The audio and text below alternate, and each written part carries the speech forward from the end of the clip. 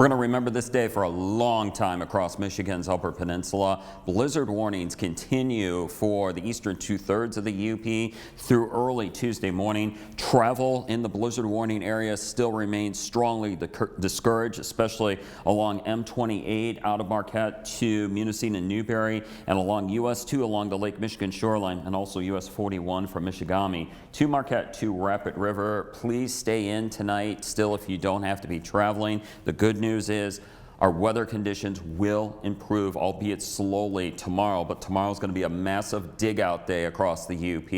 We do have some improvement in our weather. More on that later on. Let's send it over to Tor for news headlines.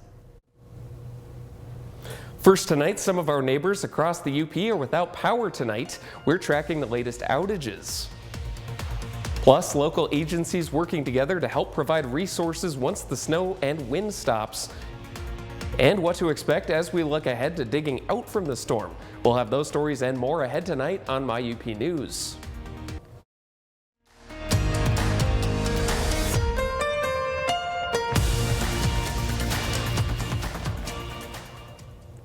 Good evening and thank you for joining us for My UP News. I'm Tor Thorne in for Brianna McLean. As high winds continue throughout the evening, utility companies across the Upper Peninsula are reporting power outages. As of 5:30 p.m., Marquette Board of Light and Power reports 145 customers without power. UPCO has over 1,600 outages across Alger, Delta, Marquette, and Schoolcraft counties. Alger Delta Co-op reporting nearly 2,000 outages, and Cloverland Electric with 295 outages in the eastern UP. UPCO says its customers should expect outages to extend into tomorrow afternoon due to blizzard conditions impacting restoration efforts.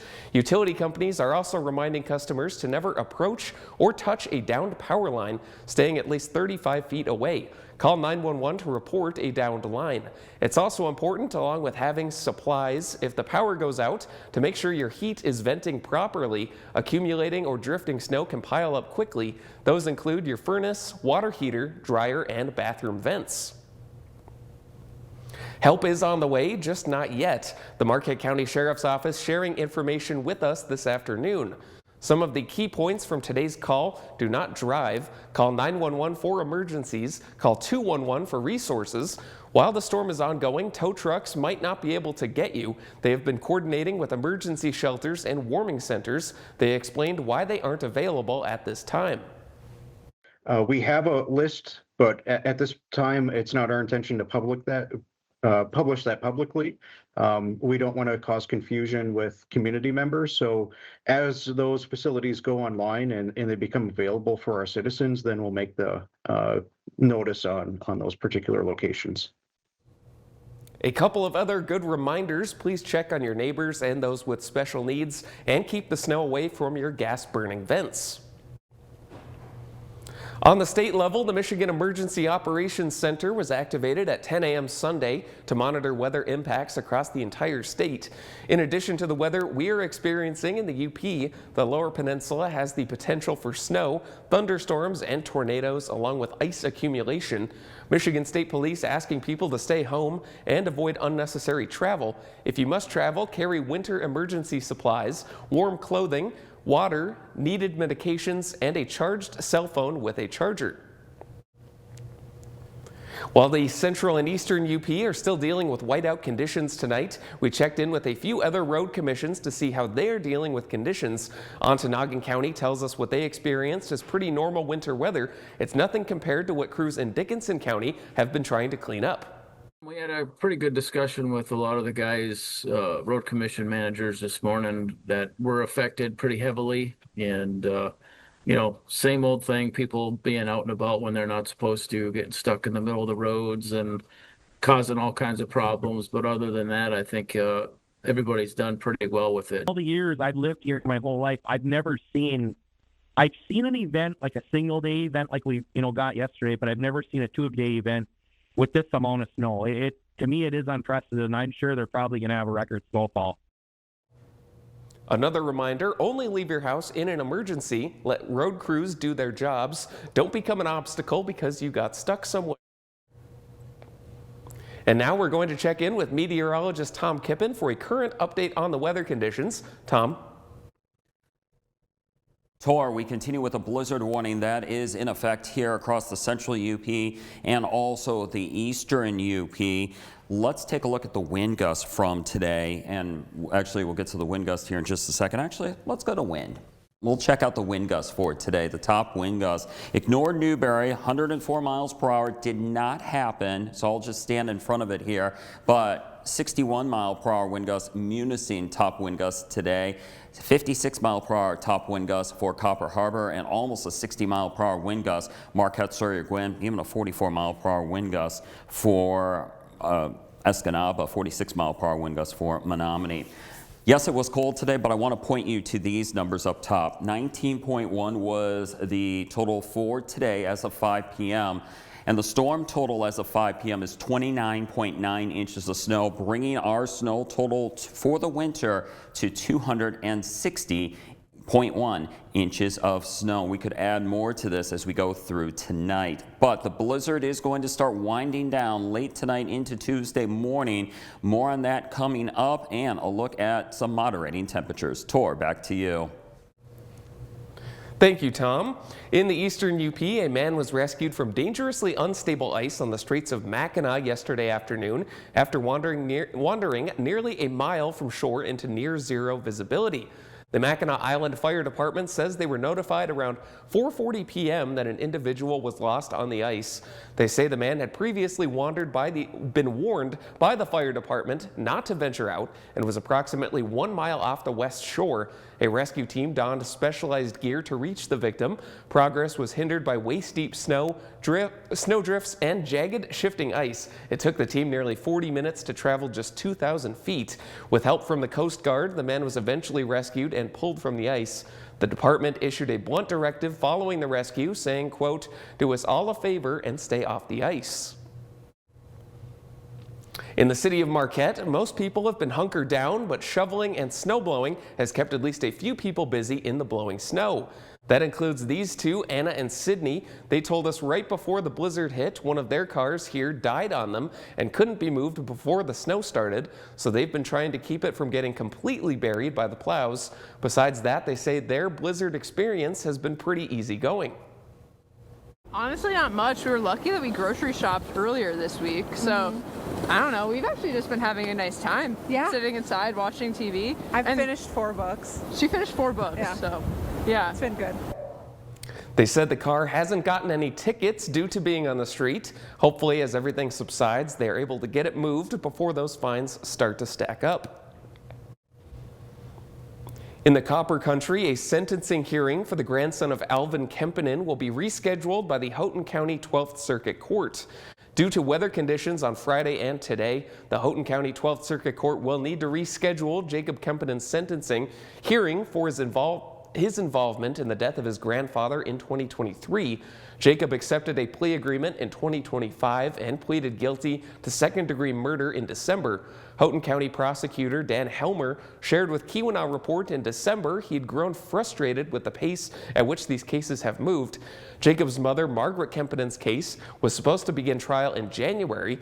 Margaret's attorney submitted motions to the Michigan Court of Appeals to review Judge Brittany Bullett's decision to deny suppressing statements made to investigators and to deny evidence within consoling sessions between Margaret's daughter and psychologist, thus delaying the court's timeline. No new date has been set in Margaret's case.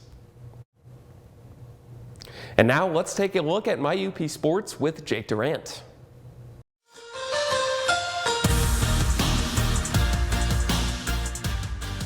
Welcome into My UP Sports. I'm Jake Durant. The Northern Michigan men's basketball team saw their season come to a close on Sunday in the NCAA round of 32 with a loss to the #1 seed Walsh, 86-68 down in North Canton, Ohio.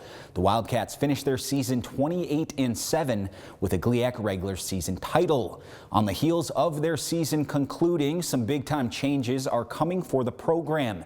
News breaking early Monday morning that head coach Matt Mackerzak has been offered and will be accepting a new opportunity opportunity as the head coach of Division I Northern Illinois.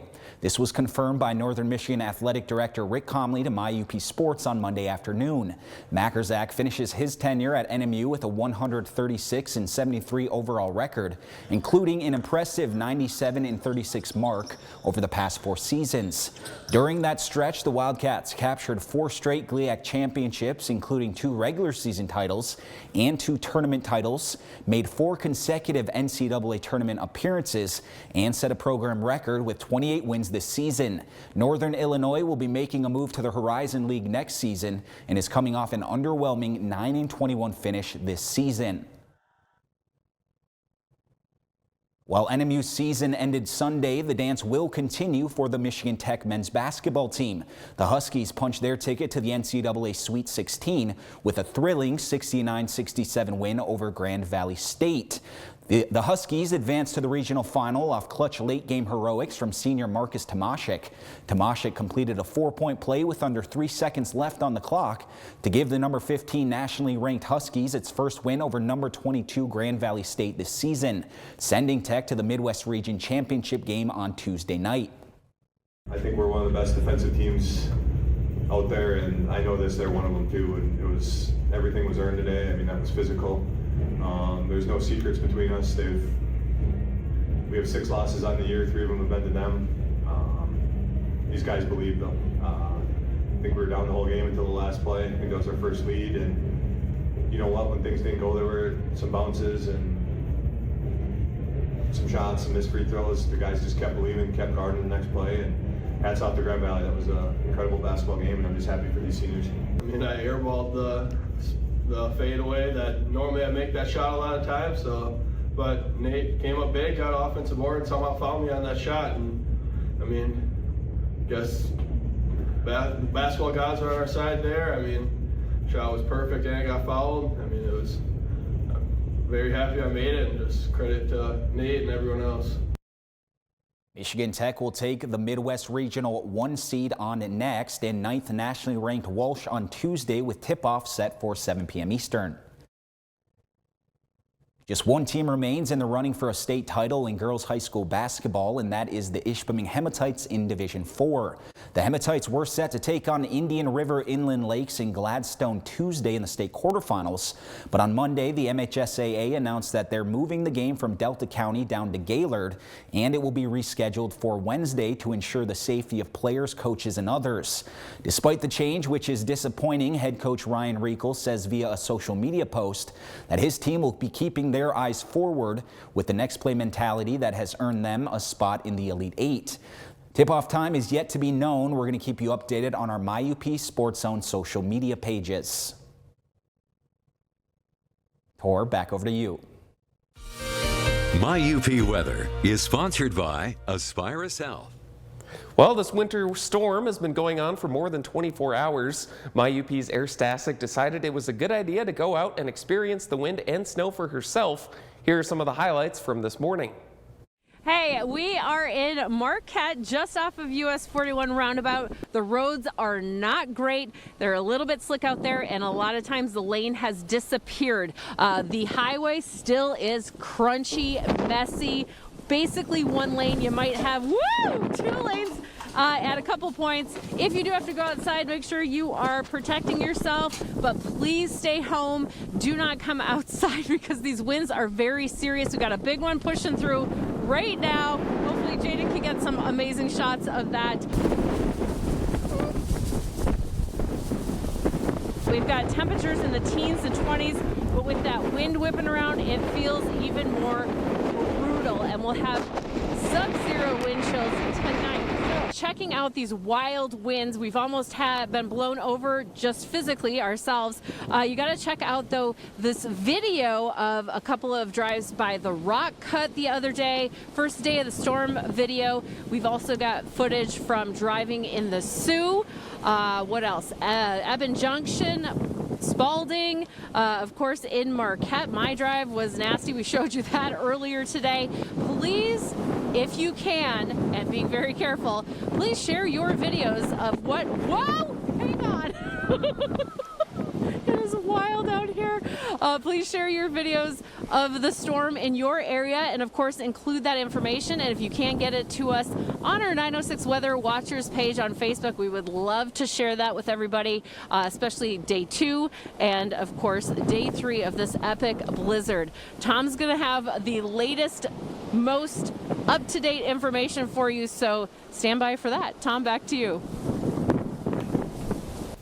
Thanks a lot, Air. We continue with a blizzard warning that is in effect here. Central UP and also Eastern UP. Travel is strongly discouraged through the early morning hours on Tuesday within the blizzard warning, and it's not like the road crews are going to wave a magic wand and the roads are going to be great tomorrow morning.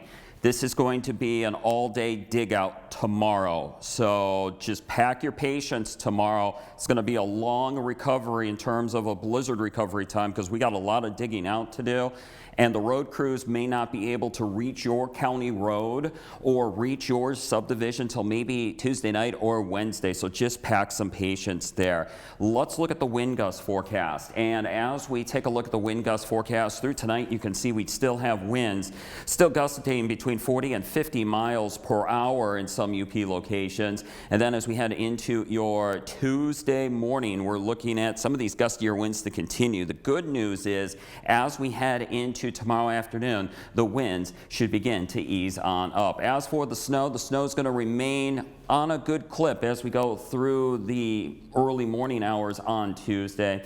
And then as we head into your Tuesday afternoon, you can see that we'll have some snow showers come to an end. Next round of snow, nothing compared to what we saw last night or yesterday and today. Nowhere close. We're looking at some snow showers that will be drifting on through tomorrow night on into Wednesday morning with little or no additional accumulation. Speaking of additional snow accumulation tonight into Tuesday morning, anywhere from about 2 to 4 inches of snow, perhaps with some locally higher amounts. It gets cold tonight. Single-digit low temperatures, teens and 20s for your Tuesday afternoon. And as we look at the next 7 days here, we're going to see temperatures that will be moderating. And in fact, we could be in the upper 30s to around 40 as we head into the later part of the week. Tor, back to you. All right, thank you, Tom. And to stay up to date with all of our local, regional, and national stories, and for breaking news alerts, you can always download the MyUPNow mobile app. It's available for Apple or Android devices. You can find it on Google Play or the Apple App Store. You can scan that QR code on your screen or visit myupnow.com/apps.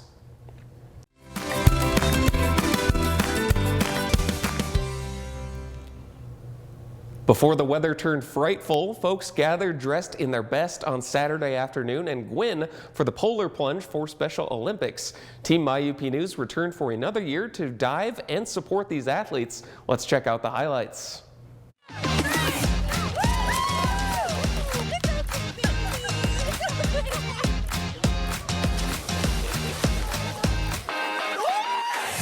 Our goal is 20,000. I can say last night we hit 20,000 online. I do not know where we're at, but we 100% surpassed that goal, which is amazing.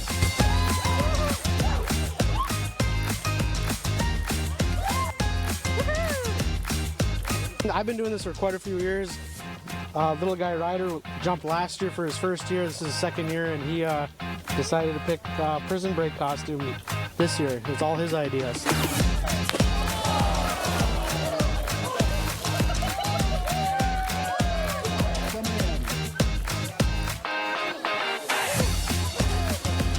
Just like getting the word out for our athletes and getting that inclusion thing out and raising money for our athletes so they can compete in the sports that they love. So their families never have to worry about spending money for transportation to get them to games, to uniforms, anything like that. Just letting them do the things that they love to do.